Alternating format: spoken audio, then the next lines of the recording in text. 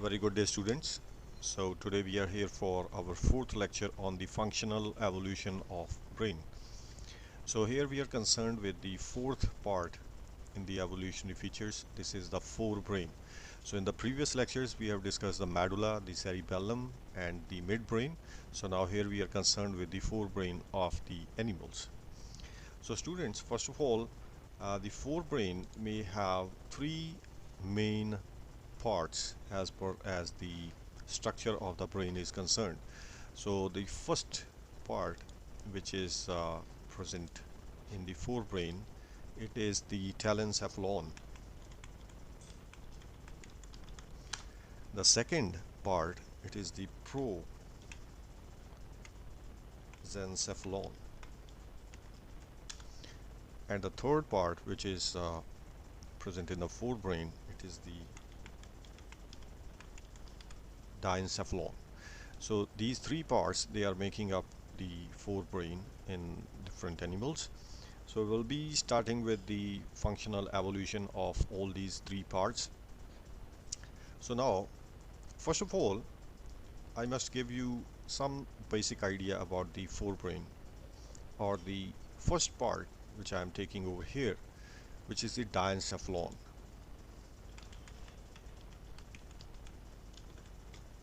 So diencephalon, it is also known as the twin brain. So it is very small, and that's why it is called as the twin brain of the animal. So diencephalon, it is actually giving rise to the pineal gland, or the pituitary gland also. So that's why it is the smallest part of the forebrain. So it is consisting of some like parts. So the very first part that it has got is the thalamus. The second part of diencephalon is the hypothalamus, and the third part, which is present in the diencephalon, it is called as the epithalamus. And there is another part which can be present in the diencephalon, and this is called as the subthalamus. So we can say that these are the four major parts of the diencephalon of the brain. So as the name suggests, the epithalamus is the upper part of the thalamus, and the subthalamus is the lower part from the thalamus. So the hypothalamus and the subthalamus, they are like lying one below the other. Now the thalamus part, the very first part of the diencephalon, it shows great variations. So we can say that the thalamus has got most evolutionary changes in different animals. So we'll be seeing in the later stages of this lecture that how the thalamus is showing variations among different animals. Now the diencephalon, or the twin brain, it is also giving rise to the pituitary gland. So it is also giving rise to the pineal gland. And in some of the fishes, it has been seen that diencephalon, it is containing many neurosecretory kind of cells. So diencephalon is also in relation with the secretion of some neurosecretory substances in the case of the fishes. Now we were taking the thalamus as the most evolutionary part in the case of the diencephalon. So if I talk about the thalamus in the case of the birds and the mammals, so if we take the thalamus in the case of mammals and birds, so this is showing like enormous increased surface area, and it is we can say that it is increased greatly in these two types of the animals, which are the birds and the mammals. So that was a general view about the diencephalon, or the twin brain, in a particular you can say the model animal. So I'll be taking up some of the experiments which will be showing that what is the effect of the thalamus removal on different animals, what are the functions which are in relation to the thalamus or the hypothalamus, or the third or the fourth part of the diencephalon. So let us start with some of the experiments. So students, we are taking the very first experiment on the frogs. So in amphibians, particularly in frogs, if the entire thalamus is removed, so if it is removed from the frog, then what is the result of this removal? So the frogs, they are inactive in this case,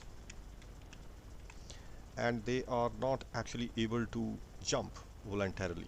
So these are inactive, and even they cannot jump. So that means that the muscles of the hind legs of the frogs, they are not under the, you can say, voluntarily control of the frogs.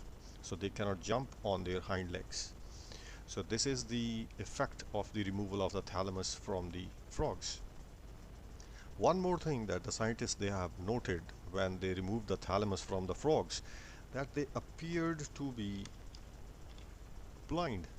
So that means that the thalamus has got some relation with the vision of the frogs also. So as we have seen in the previous lectures, that the tecta of the midbrain, they were in relation to the vision of the animals. So might be in the case of amphibians, some part of the thalamus, it is also in relation with the vision of the frogs. If it is removed, vision is hampered and they appear to be blind. The next experiment was done on the birds and the mammals. As we have discussed in the previous part of this lecture, that in these two cases the diencephalon is more elaborated as in relation to the other animals.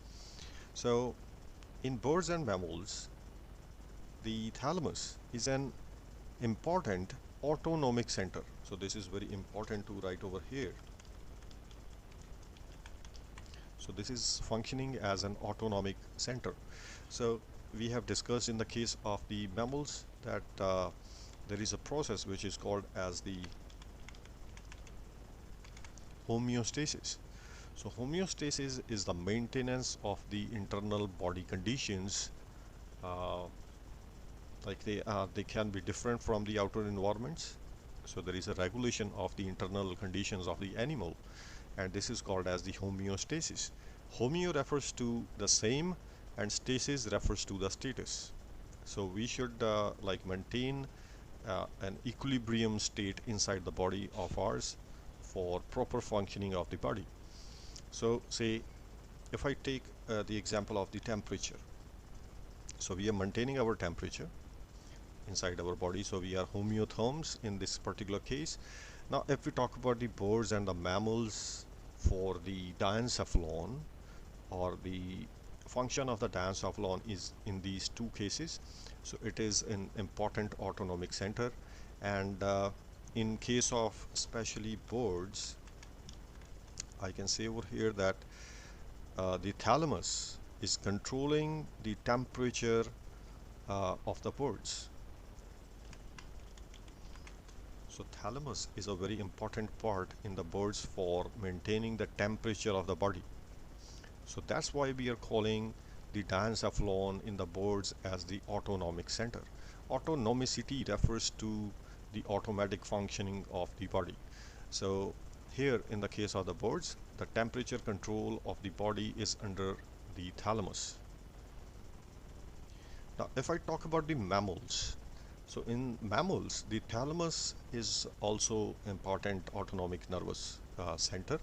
So here it is controlling the taste and the temperature of the body of the animal.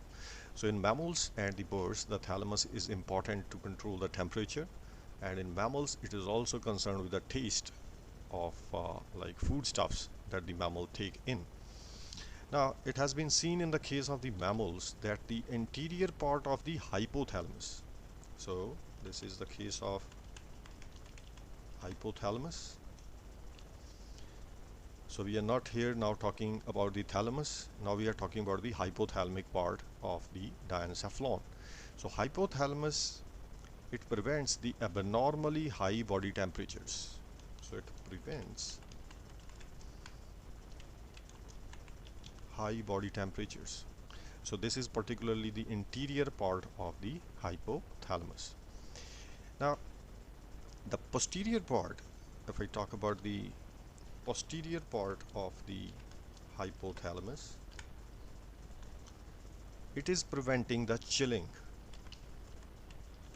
That means it is preventing the low temperatures inside the body of the animal, of the mammal. So these were some of the findings that have been found in the case of the mammals, that the anterior part of the hypothalamus, it is preventing the high temperature inside the body, whereas the posterior part of the hypothalamus, it is preventing the chilling factor inside the body of the animal. Now if we talk more about the hypothalamus in the case of the mammals, so as we have seen that the anterior and the posterior part of the hypothalamus, they are controlling the high body temperatures, they are preventing the body temperatures to be very high or very low. So if there is any damage to the hypothalamus, it also results in the removal of the emotional drive in that particular animal. So emotional drive is lost in that animal who loses the hypothalamus. So scientists, they have seen in many experiments that if the hypothalamus of a particular animal is removed, so they feel like passive, they feel sleepy, they feel in a state of drowsiness. They are like ready to fall asleep. So they are not having any kind of emotional drive, or you can say the emotional touch is lost in that particular animal if hypothalamus is removed from it.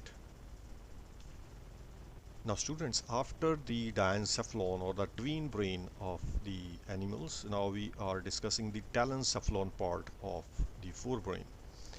So the telencephalon, it is also called as the cerebrum. So this is the main brain of the animal as far as the structural peculiarity is concerned. So the cerebrum, it consists of two hemispheres. So these will be the right and the left cerebral hemisphere. So as we say that in the case of the man, the left half of the cerebrum is controlling the right part of the body, and the right half of the cerebrum is controlling the left part of the animal's body or the human body.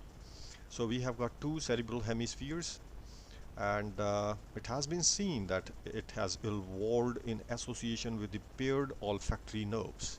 So that means olfaction is a function which is like very closely related with the cerebrum or the telencephalon.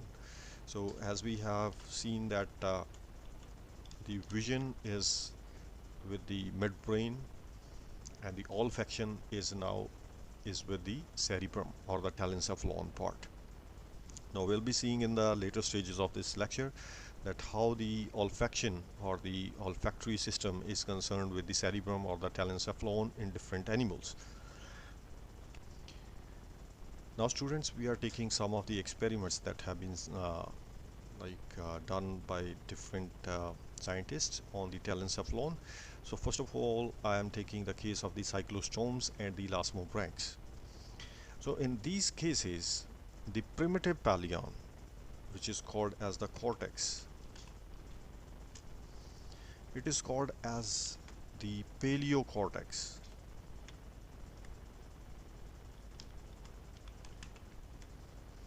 So here the paleocortex in the case of the cyclostomes and the elasmobranchs, it is containing the secondary type of olfactory fibers. See, olfactory fibers, they can be of primary level, they can be of secondary level, and they can be of the tertiary levels. Now secondary olfactory fibers, they are considered to be as at the lower levels than the tertiary levels. So the primary level is the simpler level of the olfactory fibers. Now in the case of the cyclostomes and the elasmobranchs, the paleocortex, which is the primitive pallium, or you can say the primitive cerebrum, it is having this secondary type of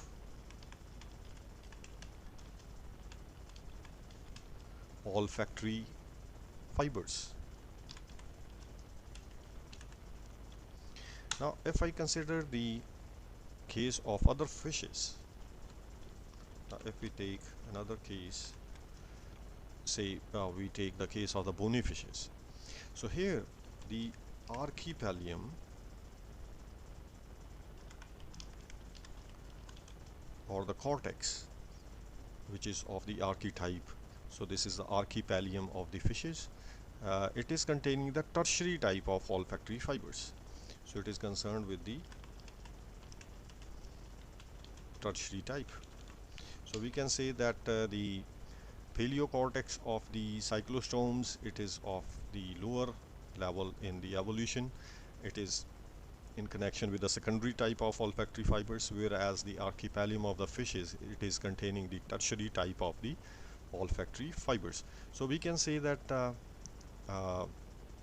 the tertiary type, it is more evolutionary, it is more efficient in the olfaction process than the secondary type or the primary type. So the fishes which is having the tertiary type of olfactory fibers, they can have a better olfactory system as compared to the secondary or the primary type of olfactory fibers, or the animals which are having the primary and the secondary types of the fibers. Now further, if I take the example of the amphibians, now it has been seen that in the cortex of the amphibians, we have the tertiary type of the olfactory fibers. So we have the tertiary type, plus there are some non-olfactory fibers also. So there is addition of some non-olfactory fibers in the case of the amphibians. So this is a part of the evolution as far as the telencephalon or the cortex part is concerned. Now if I take the case of the reptiles further, now here a cortex appears but with a penetration into the pallium or the cortex. So we have a penetration inside the cortex as a depression. So here the cortex, it has a penetration into the cortex. So it has got again the tertiary type of the fibers. Now after the reptiles, we have got the example of the birds. Now in the case of the birds, this particular olfactory system is greatly enlarged. It is greatly enhanced. So that means the birds can have a good olfactory system and good olfaction, as it can like sense the dead animals from a quite a far height whenever it is like in flight, and it can like see its prey from a larger distances, and it can smell it from greater distances also. So here the two hemispheres which are like having the olfaction system, they are greatly enlarged. So there are some more experiments done on the fishes, which are the elasmobranchs and their teleos. So let us see what were the experiments.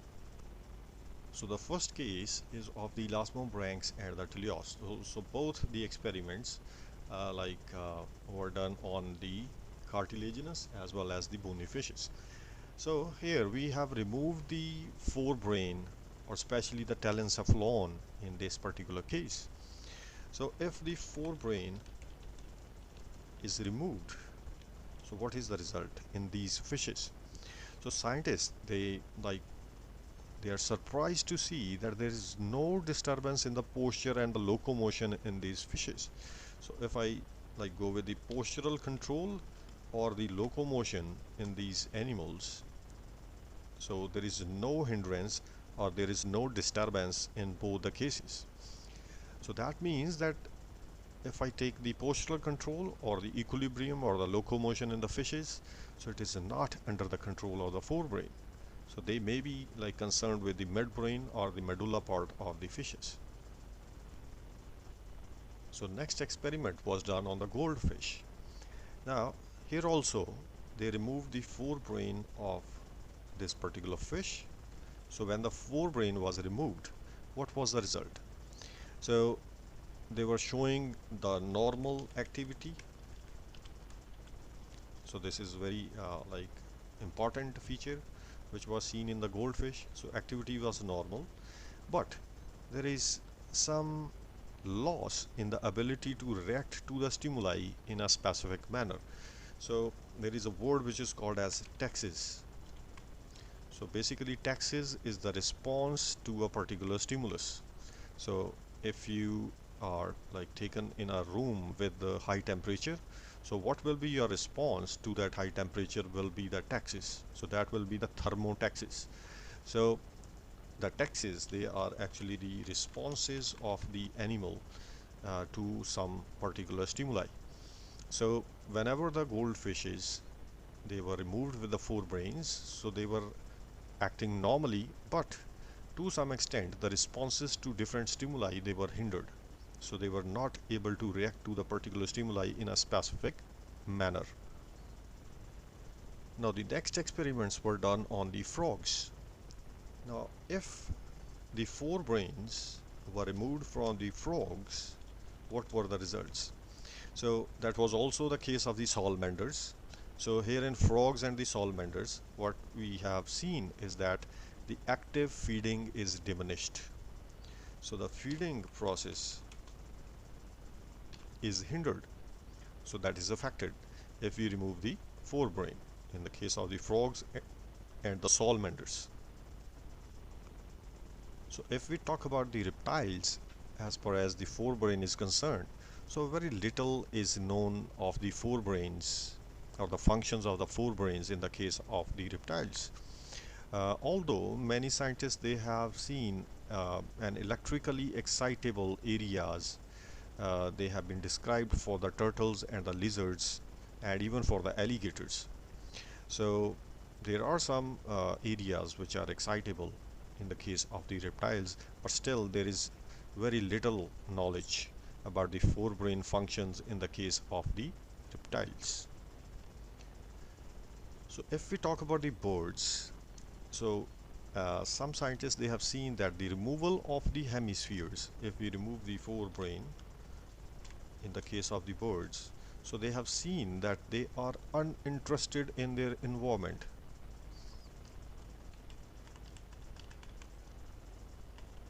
So this is a very important feature which the birds have shown, particularly with the removal of the telencephalon or the forebrain part.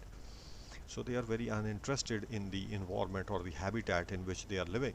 So this is, I think, very comparable to the removal of the midbrain, where we have discussed in the previous lecture that some animals, they show like sleepiness, or they may show some kind of lethargy or passiveness. Even in the previous part of the lecture we have discussed this particular thing. So the birds, they are also shown to have an uninterested behavior in the habitat with the removal of the forebrain. Now students, we are talking about a very important feature in the case of the forebrain in like the vertebrates. So this is the localization in the cortex.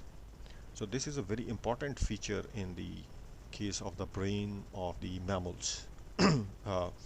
I should say like the primates, they have also got the localization in the cortex, and this is distinctly superior to that of the other mammals. So if we talk about the lower mammal groups, so they have got localization, but not of a very peculiar or specified type. So now what is localization in the cortex? Suppose this is the cerebrum part, or we can say the left cerebrum or the left hemisphere of the cerebrum. So what we have in this particular part, that we have different areas inside this particular cerebrum which are in relation to different functions of the brain. So one part may be to the vision, one part may be to the audition or the auditory part, one may be of the thinking center, but one part may be of the learning, one part may be concerned with a different function. So this is called as the localization in the cortex of the animal. So a particular part, suppose we have a first part which is concerned with a particular function.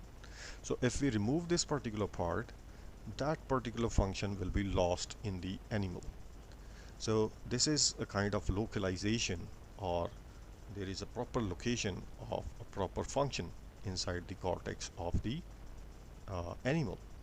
So we have the occipital lobes for the vision, we have the temporal lobes for the hearing, we have the parietal lobe for the proprioception, and we have the frontal lobe for the motor control in the animal. So there are some of the areas which are dedicated to different functions in that particular animal. So if I speak generally about the lobes of the forebrain, so they have got specific functions. So what I have given you just a second before, we have the occipital lobe for the vision, the temporal lobe for the hearing, parietal for the proprioception, and frontal lobe for the motor control in the animal. So the sensory areas, they correspond in different sizes to more important parts of the sensory patterns. As we can say the example of the mouth parts in the case of the rabbits. So those are the very important sensory areas in the rabbits. So the more sensory areas an animal has got, so there are more important parts of the sensory pattern which are present in the brain also. So we can have the claws and the dorsal forelimb of the cats, we can have the face in the dog, we can have hands and the face in the monkey. So these are the more, you can say, sensory areas. So in the case of different animals, so different lobes can help in different functions. So students, at last, if we compare the sizes of the different parts of the brain of different animals, we can have a comparative analysis of the functional evolution of the brain inside those animals. Now if I talk about the brain of a reptile, so we can see a very good size of the olfactory bulb. The pallium is quite small in size, but if you take it lengthwise, it is very comparable to the olfactory bulb of the animal. Optic lobe is quite small, but it is of quite good size as far as the reptile is concerned. The cerebellum is of again a small size. So then we have the brain stem at the last. Now if I take the brain of a bird, as we have discussed in the previous lectures, in the second part of the lecture we have discussed with the cerebellum of the birds. So as the birds, they have to take flight, they should have a good equilibrium. Whenever they are taking the flight, they are in the flight, and they are coming down from a flight on the ground. So they must be having a good equilibrium, you can say the regulation of the equilibrium. So we have a good size of the cerebellum in the case of the birds. The olfactory bulb is also of a good size as far as the bird is concerned. We have got a very good size of the optic lobe of the brain, as the birds, they have to see their prey from far distances from the sky. Especially if I talk about the eagles and the hawks and the vultures, so they have got very good size of the optic lobes for seeing their prey on the ground. So if I take the whole of the forebrain size in the case of the birds, that's of a good size as far as the functions of the optic lobe and the olfactory bulb is concerned. So the cerebellum is also of a good size for the equilibrium. Then we have the brain stem at the last part. If I take the case of the rat, we have got good size of olfactory bulb, so they have got good olfaction. Now the neocortex or the cerebrum of the rat is of good size. If I take the relative size of the cerebrum, it's quite good. The cerebellum is again of a good size in the case of the rats, as they are having good postural control and the equilibrium functions. Then we have the brainstem. In the case of the humans, the neocortex or the cerebrum is of very big size as compared to a very small olfactory bulb on the lower side of the neocortex. Then we have the cerebellum also, but the comparative size of the cerebellum, as we have seen in the birds, the ratio of the cerebrum and the cerebellum is not that good in the case of the humans. But still, as we have the respiratory centers in the cerebellum, we can like be of good efficiency in the case of the respiratory system with this particular size of the cerebellum. So we have a smaller cerebellum as compared to the neocortex, but still it is fine with its functions. Then we have the brainstem. So if you compare the sizes of the cerebrum, the cerebellum, the optic lobes, and the olfactory bulbs in different animals, you can have the overall functional aspect of the evolutionary phenomenon in the brains of different animals. So students, with this I am finishing this particular topic of the animal evolution of the functional parts of the brain. So you must go with the evolution of the medulla, the cerebellum, the midbrain, and the forebrain to demonstrate the functional evolution of the brain in different animals. So you have to give more and more experiments to show the actual functions of those parts. If they are removed, what kind of function has been hindered in different animals. So those experiments, they will confirm the functional aspects of those structural areas of the brain.